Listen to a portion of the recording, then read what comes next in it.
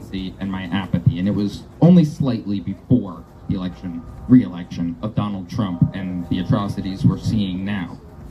I thought that if we can't come together and agree that what is happening in Gaza is wrong and do something to stop it, that all of us would be in trouble because our government would take that as a sign that we will allow them to do that to us and our neighbors.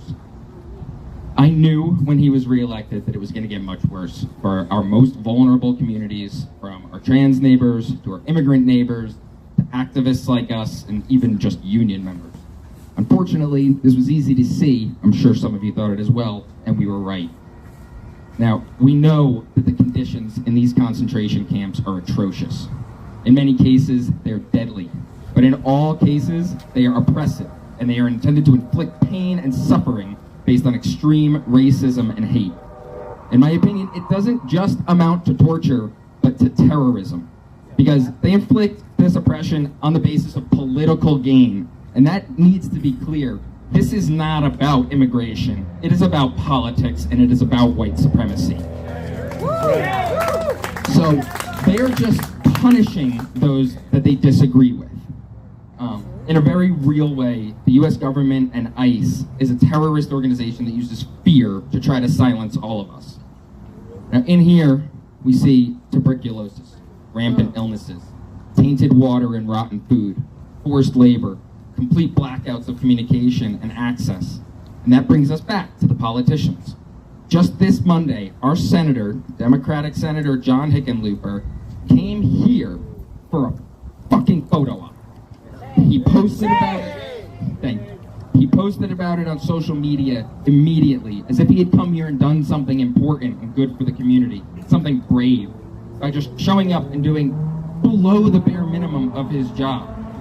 He's our elected representative, supposed to represent us and our interests and our demands for how the government functions.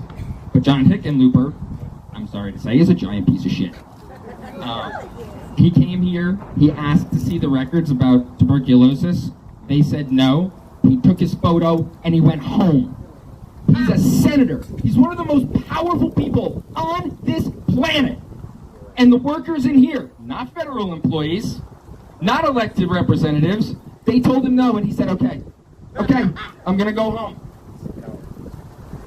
So, did he demand his rightful access? No. Did he push? No. Did he fight? Did he start an encampment and demand that residents come out and seek justice from private businesses running torture dungeons in their communities? No. He made a social media post. That's the limit of our representatives' engagement. That's how far they'll go. But to go further, he has taken more than $50,000 from Palantir, which is one of the most evil companies that currently exists. They are building AI-based surveillance technology to permanently watch all of us everywhere we go. That started in Palestine. Now it is being used by ICE and Customs and Border Protection to kidnap people off our streets, to track people based on their phone activity. Now, I said this is a concentration camp. Yes. And what else I think about that because the phrase is important. And I think if my grandfather was still alive, knowing that he lied about his age to the US government to go fight Nazis. He went at 17 before he was allowed because he wanted to end their concentration camps. If he were still here, what would he think of what we've become, of what at least half of our country has allowed to happen, has supported, is out there promoting, holding rallies in Dearborn, Michigan, anti-Muslim rallies with Nazi flags in our streets, protected by the police. That was this week. That was this week. Shame. Shame.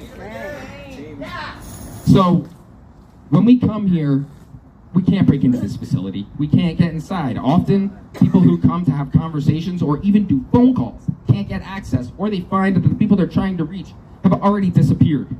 So, people like John Hickenlooper have to do this work. I don't have to like them. I don't even have to respect them. But I have to keep demanding that they come and they actually fight for us. Also, Jason Crow, a congressman who is surely gonna going to slide into re-election because we don't have many challengers also took $60,000 from Palantir. And John Hickenlooper, in February, it was uncovered that they took all this money from Palantir. They both said that they were going to redonate every dollar of that to immigrants' rights groups. It's been 6 months. Neither of them have done it. They're liars. They are literally lying to us because they don't want to do their jobs. They don't want Donald Trump talking about them. I personally have been investigated by my congresswoman for showing up at her events. That is the level that they will go to. Shame to empire. Death to empire. So, I hope that hearing about this, whether you knew it or not, from our senators and our congressional representatives who claim that they're fighting for us, they say it all the time because they're Democrats. And I don't need to talk about the Republicans because they just openly support this. They literally want, like, us in here. So going after them doesn't make any sense to me. The ones who are supposed to be fighting for us refuse to. They won't do it. It's very hard to get them out of office, so we need to force them to do their jobs. It's not difficult to call them. It takes 2 or 3 minutes. If we clog up their phone lines, they may at least have to answer for it. I don't know if we can change their behavior, but we can scare them. They shouldn't feel welcome anywhere they go.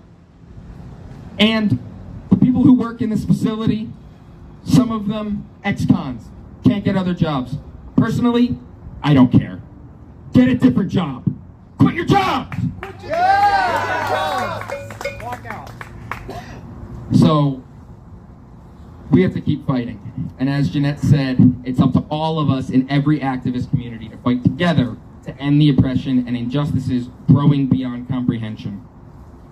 I even have a t-shirt that says joy is resistance, but I don't believe that anymore. I think anger is resistance. So now is not the time to be quiet and hope someone else will fix this for us. It is time to demand that the people who have the power to fix this will just do it. All they have to do is be as angry as we are, but they go home to their mansions, making their big salaries, making their investments in Congress, which was supposed to be illegal. How many of them are invested in GEO? That's right. That is exactly the right sound effect. Thank you. So, now's the time to get loud. And however you do it, I support that. So, thank you to everyone that comes here every week. You guys are my heroes.